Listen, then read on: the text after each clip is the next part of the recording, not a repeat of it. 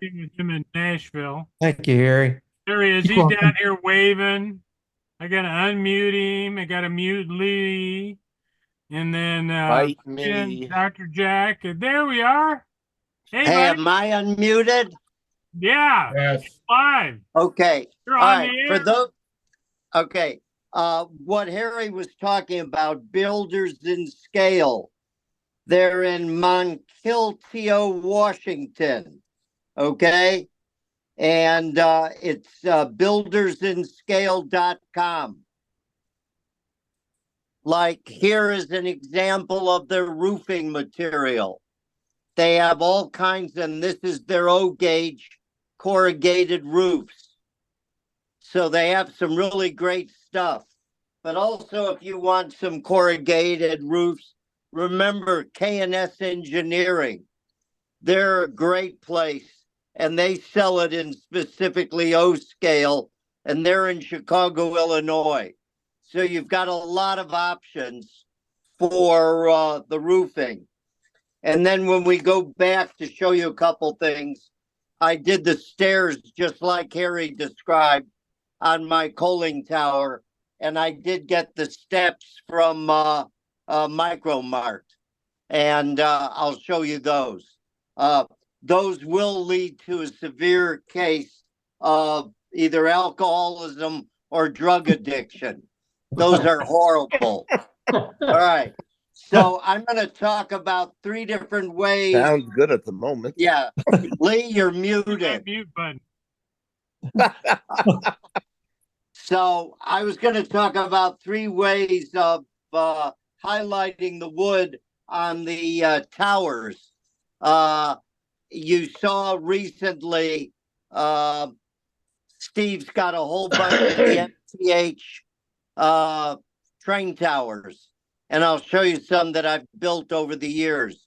The reason I like them is you can totally disassemble them. The windows pop out, the doors pop out, the inside pops out, the base. So it's very easy to paint and detail.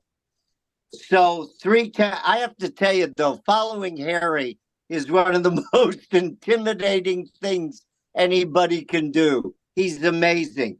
But let me show you three ways I highlight the wood. Here's the nice thing about the MTH buildings. The wood grain has a lot of detail.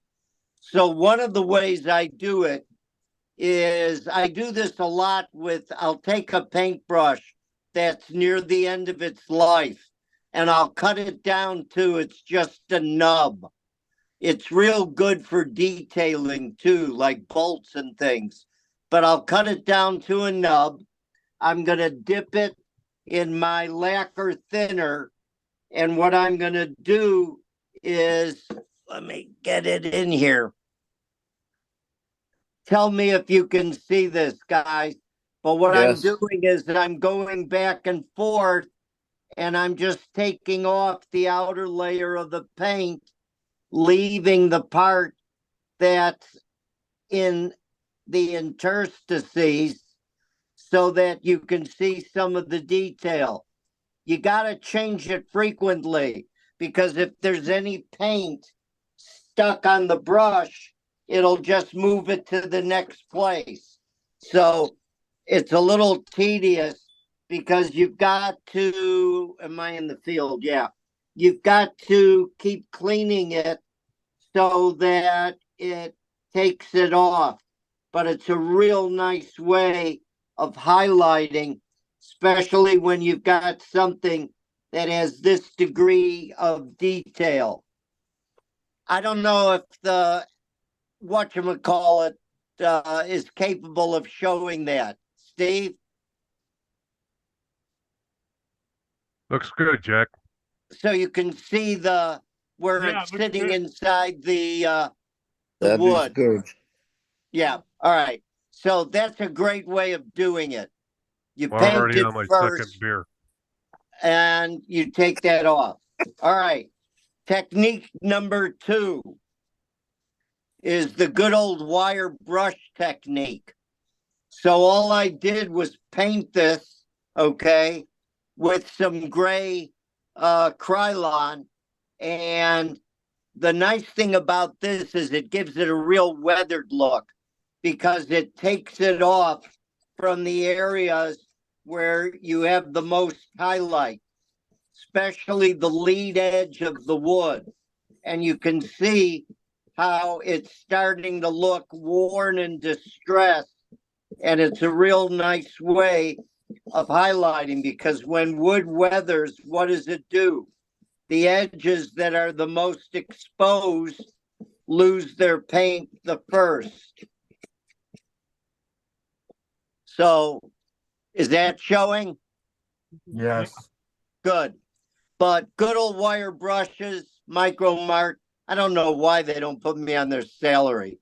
Okay, but I really like this technique, especially when you've got wood that has this beautiful grain pattern. MTH does a nice job with that. This, taking it off, and I'll show you a building I did this with, it's tedious, takes a while. This, you can do a building literally in a couple minutes and get it nice and distressed and get it looking good. But you don't get the detail inside the wood that you get using the lacquer. And the reason is it just kind of takes it off in a rough pattern. Okay. And then technique 3 that you're all familiar with is my good old dry brushing. But this is important.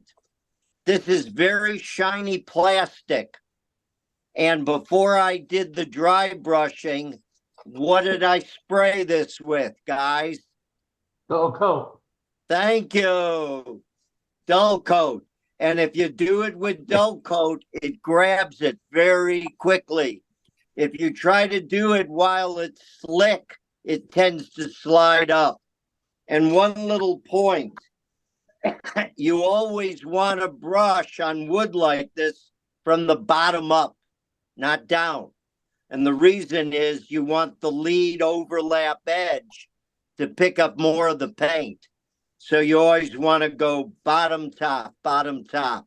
And this is also obviously a quick technique, but you got to do dull coat.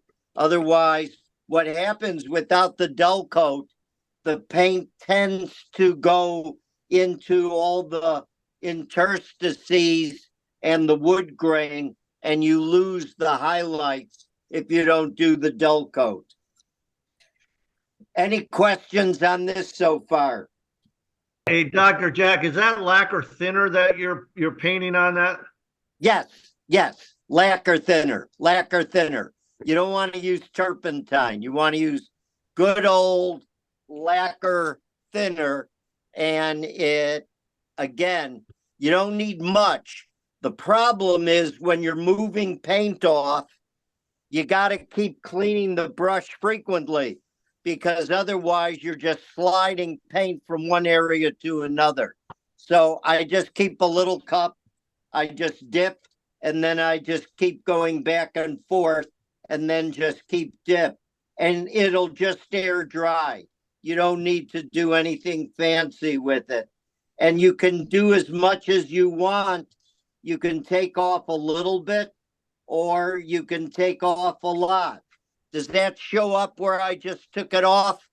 Yes, Yeah. it does. Yeah, good. So again, very simple technique, but it's the best technique I have found for wanting to leave all the wood grain. And you don't have to use dull coat before you do that? No, I spray painted it, obviously, but no, this is one area. And the other thing nice about lacquer thinner tends to flatten the color. Mm. So it gives you a very dull look. So yeah, it's fine. So if you want wood grain, I do the lacquer thinner. If I'm just trying to highlight, I either do dry brushing or I love this technique because it is just so quick. Okay, so I'm going to go show you 3 buildings. Oh, I got to show you, I got a gift. Ken Cooper, who helps me with all my stuff, found this online. Steve, have you had any of these Milwaukee Road bobber cabooses? I didn't get any in Milwaukee Road. I've got bobber cabooses. Yeah. So naturally it's being destroyed. And I've so far put Katie couplers on it. The problem is these lights are not real lights. They just reflect. So those have to go and we have to put in real lights. But they're nice little cars. I love that with Milwaukee Road. And once I finish destroying it, it'll look very nice. It's nice Steve? to know you treat Ken Cooper's gifts the same way you treat mine. Oh, absolutely. I have one request. I've left it in my will that you're going to be responsible for getting rid of my collection. But there's a codicil in the will that requests that you find somebody with poor sight who wants to buy the collection, who isn't aware of how I've destroyed the whole thing. How much jewelry is that going to cost, Steve, Dr. A Jack? lot. A lot. If you got to ask, you can't afford. So here's one building where I did the lacquer thinner. Am I holding it too close or can you see No, the it's wood? good. No, you're fine. Right. So that's a lacquer thinner building. And then I just painted the bottom and added the lights. But I really like the lacquer thinner really gives it a really aged, distressed look to the wood. Okay, so that's Tower 1. God, I need to get control of my disease. Okay, now we're going to go to Tower 2. This, I tried the paper brick that you get from Micro Mart, and it actually is pretty good looking. It takes a little while to lay it and cut it, but again, this is not the color this building was when I started. And then I think the wood will show up. This is definitely the lacquer thinner technique. And the reason is you can see all the wood grain that you can tell that that wasn't just rubbed off, but that after I painted it brown, I took off the outer layer with the lacquer thinner and it gave really nice highlighting of the wood grain. Okay.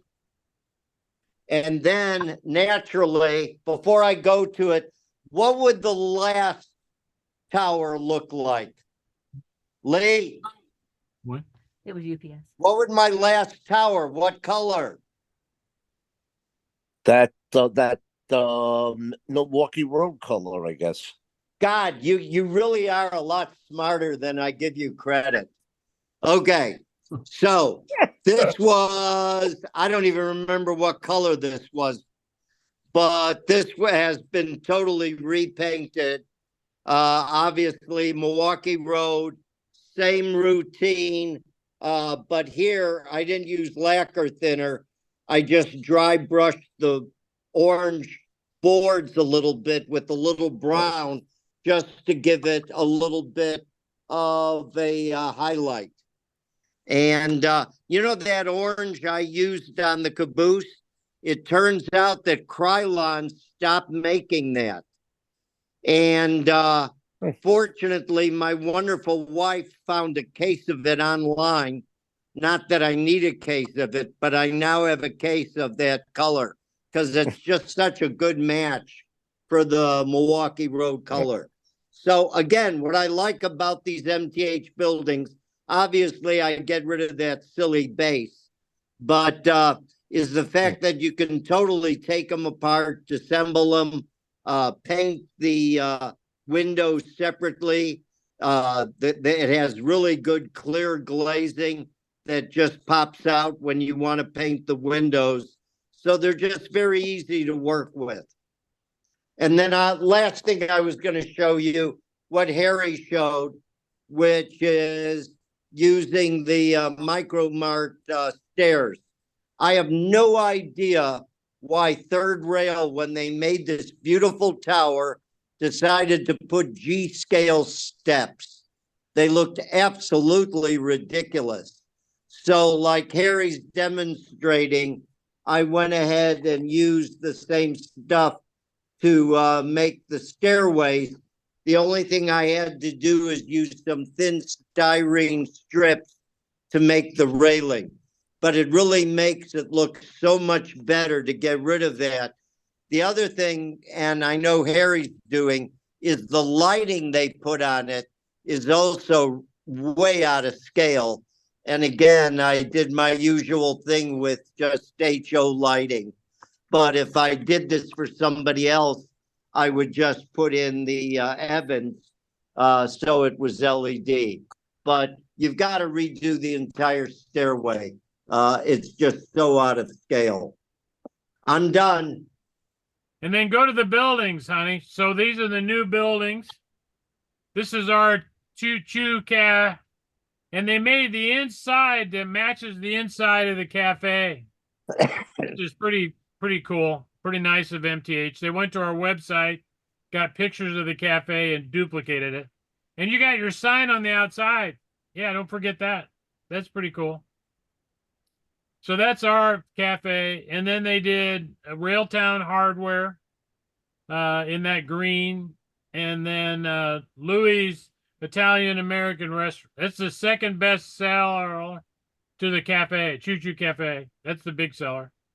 And then Vinny. Dr. Vinny Boombots. Dr. Vinny Boombot. Dr. Vinny He's Boombots. a neighbor of Lee's out there. Yeah.